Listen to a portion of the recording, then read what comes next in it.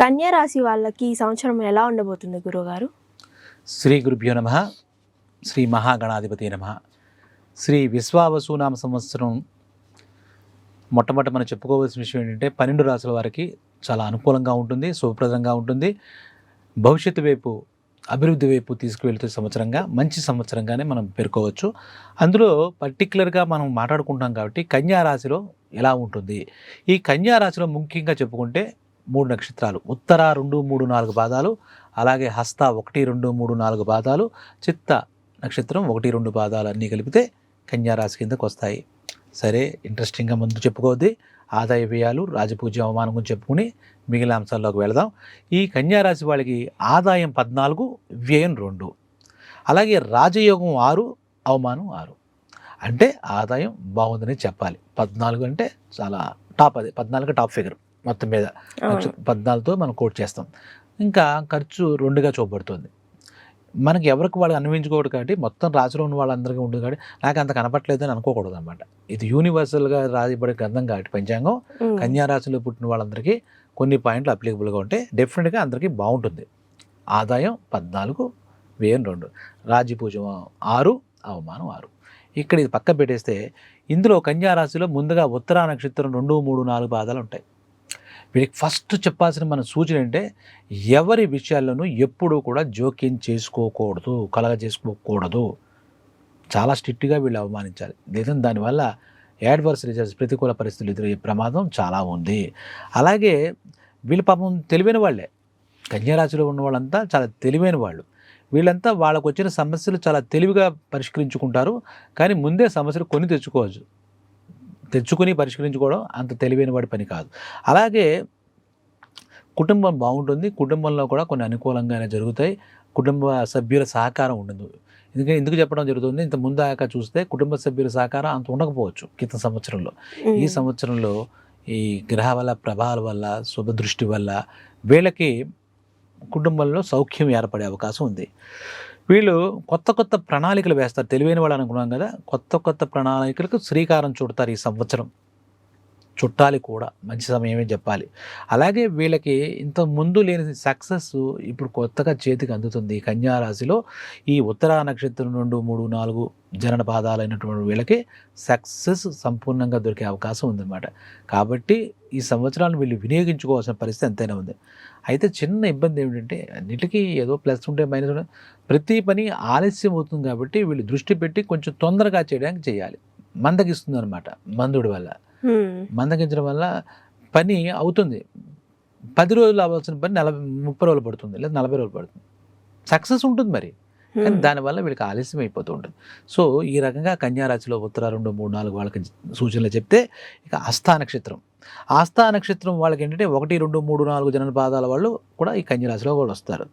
వీళ్ళు ప్రయాణాల విషయంలో వీళ్ళకి ఒక ప్రత్యేక సూచన ఇవ్వాలి. వీళ్ళు ప్రయాణాలు తగ్గిస్తే మంచిది. తరచుగా ప్రయాణాలు చేయడం వీళ్ళకి అంతగా ఇది కాదు. వీలైనంత ప్రయాణాలు తగ్గించుకోవడం, దేశీయ ప్రయాణాలు కానీ విదేశీయ ప్రయాణాలు కానీ తగ్గించుకుని ఉండడం ఈ సంవత్సరం మనం చెప్పదగ్గ సూచన. అలాగే వీళ్ళ దగ్గర ఒక పాజిటివ్ పాయింట్ ఉంది. వీళ్ళు భవిష్యత్ కార్యాచరణ మీద ఎక్కువ దృష్టి పెడతారు. భవిష్యత్తు మీద ఎక్కువ ప్రణాళికలు రచిస్తారు. ఆ దృష్టి సారిస్తారు, తీవ్రంగా ఆలోచిస్తారు. వీళ్ళకి ఏంటంటే వీళ్ళ ఆరోగ్యం ఇప్పటిదాకా మిగిలిన వాటిలో మనం ప్రస్తావించలే, కానీ వీళ్ళ ఆరోగ్యాల విషయంలో కూడా ఈ ఆస్థా నక్షత్రం 1, 2, 3, 4 వాళ్ళు మానసికంగా కానీ శారీరకంగా కానీ ఆరోగ్య విషయంలో చాలా జాగ్రత్తలు తీసుకోవాలి. ఆరోగ్యం పాడు చేసుకోకూడదు. సమయానికి తినాలి, సమయానికి పడుకోవాలి, తగు జాగ్రత్తలు తీసుకోవాలి. లేదంటే ఆరోగ్యం మందగించే అవకాశం మనకు కనబడుతుంది. అలాగే వీళ్ళకి ఇంకొక సూచన అంటే ఒంటరిగా ప్రయాణం చేయకూడదు. ఎవరో ఒకళ్ళు కంపెనీతో ఉండడమే మంచిది. అలాగే ఒంటరిగా కూర్చుంటే వీళ్ళకి దిగులు, కృంగుబాటు ఉంటుంది తప్పితే ఇంకోటి ఉండదు. కాబట్టి సమూహంలోనే కూర్చోవాలి. ఒంటరిగా కాలక్షేపం చేద్దామని అనుకోకూడదు. ఖచ్చితంగా ప్రయాణాల విషయంలో కానీ, కాలక్షేపం విషయంలో కానీ ఇంకోటి తోడు ఉండడం మనకి ఎంతైనా అవసరం. ఎందుకంటే వీళ్ళకి ఏంటంటే డీవియేట్ అవుతారు. కొన్ని విషయాలు, అవసరమైన విషయాలు వదిలేసి అక్కర్లేని విషయాలకు ప్రాధాన్యత ఇచ్చి బాధపడే అవకాశం మనకు కనపడుతుంది అన్నమాట.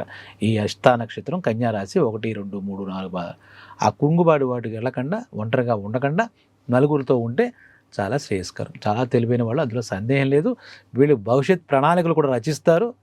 ఇందులో మనం చెప్పేది క్షీరహంస న్యాయం అన్నట్టుగా ఆవు క్షీరనీరు న్యాయంలో ఏం చెప్తుంటే హంస ఏం చేస్తుందట, పాలు నీళ్ళు కలిపేసి పెడితే పాలు తీసుకుంటుందట. నీళ్ళు అలా వదిలిపెట్టేస్తుందట. ఆ కలిసిన పాలు నీళ్ళు ఎవరు తీయలేరు బయటకు. అలాగ హంసలాగా క్షీరనీరు న్యాయం పాటిస్తూ వీడికి పాజిటివ్ పాయింట్స్ ఏముంటో తీసుకుని ముందుకు వెళ్తే ఎవరైనా సరే ఏ రాశి వాళ్ళకైనా ఇది మంచి సూచన అన్నమాట. మనం చెప్పే వాటిలో మంచే చెబుతాం, జాగ్రత్తలు చెప్తాం. జాగ్రత్తలన్నీ చెడ్డ అని అనుకోకూడదు అనమాట. సరే, అది అయిపోయింది. తర్వాత చిత్తా నక్షత్రం 1-2 పాదాల వారు ఉన్నారు.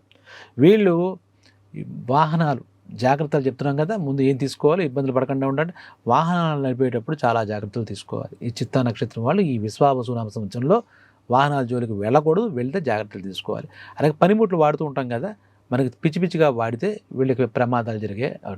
ఏ పనిముట్టు కత్తిరితో ఇలా కత్తిరించినా ఆ కవర్ కట్ చేయడం పోయి ఈ చేయి కట్ చేసుకునే అవకాశం మనకు కనబడుతుంది. ఈ హస్త నక్షత్రం 2-3 పాదాల వాళ్ళు. అదే రకంగా చెప్పారంటే వీళ్ళకి ఒక చాలా పాజిటివ్ పాయింట్ ఉంది. ఈ కన్యా రాశి వాళ్ళకి వీళ్ళ అనుకూల పరిస్థితులు ఏదైనా కూడా ఎదురైనా కూడా ఆనందపడిపోరు, ప్రతికూల పరిస్థితుల్లో బాధపడిపోరు. 2 విషయంలో కూడా బ్యాలెన్సింగ్గా ఈ సంవత్సరం ఉంటారన్నమాట. మామూలుగా అయితే కృంగిపోతారు. ఇంత ముందు దాకా చూస్తే పాజిటివ్గా అయితే ఆనందపడేదారు, ప్రతికూల పరిస్థితులు కృంగిపోయే పరిస్థితి ఉండేది అనమాట. ఈ క్రితం సంవత్సరం కూడా పరిశీలిస్తే గుర్తుంటే. అలాగే ఆర్థిక పరంగా కూడా కొంత వెసులుబాటు ఉంటుంది. రుణాలు తీసుకునే వాళ్ళైనా వ్యాపారస్తులు కానివ్వండి, వాళ్ళకు కూడా ఒక ఫీజిబిలిటీ అంటాం కదా, వెసులుబాటు ఈ కన్యా రాశిలో ఉన్నటువంటి చిత్తా 1-2 ఈ పాయింట్స్ అన్నీ కూడా ఈ 3 నక్షత్రాలకు ఉండదు. ప్రతి రాశిలో విడివిడిగా నక్షత్ర పాదాలు అనుసరించి మనం ప్రత్యేకించి చెప్తున్నాం వీటికి జరిగే జాగ్రత్తలు. కానీ ఆ రాశిలో అందరికీ కూడా ఈ లక్షణాలు కనపడే అవకాశం ఉంది. కాబట్టి ఈ మనం ఇందాక చెప్పుకున్నట్టు ఉత్తర నక్షత్రం 2-3 పాదాలు కానీ, హస్త 1-2-3 కానీ, చిత్త 1-2 పాదాల వాళ్ళకి కానీ వీళ్ళంతా కలిస్తే కన్యా రాశి వాళ్ళకి ఈ సంవత్సరం మేలైన సంవత్సరం అని చెప్పుకోవాలి. మంచి పాజిటివ్గానే ఉంది అని చెప్పాలి. ఇక వీళ్ళు ఏం చేయాలి అంటే వీళ్ళు పూర్తిగా ఆంజనేయ స్వామి మీదే ఆధారపడాలి. ఆంజనేయ స్వామికి పూజాది కార్యక్రమాలు చెప్పాలి. అలాగే ప్రదక్షిణాలు చేస్తే మన కర్మలు పోయి ఏ దేవతలకైనా తొందరగా ఫలితాలు వస్తాయని చెప్పబడుతుందన్నమాట. కాబట్టి ఆంజనేయ స్వామి దేవాలయానికి తరచుగా వెళుతూ, లేదంటే మంగళవారం శనివారం వెళుతూ, ముఖ్య తిథుల్లో వెళుతూ, హనుమత్ జయంతి లాంటి వాటికి, శ్రీరామనవమి లాంటి రాముడు అయినా ఆంజనేయ వేరుగా చూడక్కలే ప్రదక్షిణాలు చేయడం, మనకు తోచిన విధంగా స్వామివారిని మొక్కడం చేస్తే కూడా ఈ గ్రహాల దుష్ప్రభావాలు ఏమైనా ఉంటే కన్యరాశి వాళ్ళకి పోయే అవకాశం ఉంది. అలాగే వీళ్ళు పంచముఖ రుద్రాక్ష అంటారు కదా, దాన్ని ధరిస్తే కుదిరితే ఇది కంపల్సరీ రెమెడీ కాదు, ఏషనల్ రెమెడీ అనమాట. వేసుకుంటే కూడా మంచిగా ఉంటుందని చెప్పేసి చెప్పాలి. అలాగే లక్ష్మీనారాయణ అంటారు, అంటే లక్ష్మీ విష్ణుమూర్తి. ఆ లక్ష్మీనారాయణ కూడా తరచుగా ఏకాదశి ఇలాంటి పుణ్యతిథుల్లో, ద్వాదశి, ఏకాదశి ఇలాంటి పుణ్యతిథుల్లో ఏదైనా కుదిరితే పూజలు చేసుకోవడం ఇక్కడ మనం చెప్పబడిన విషయం. కన్యారాశి వారికి కూడా మొత్తం మీద ఈ విశ్వావసునామ సంవత్సరం మంచి సంవత్సరంగానే మనం పేర్కోవాలి.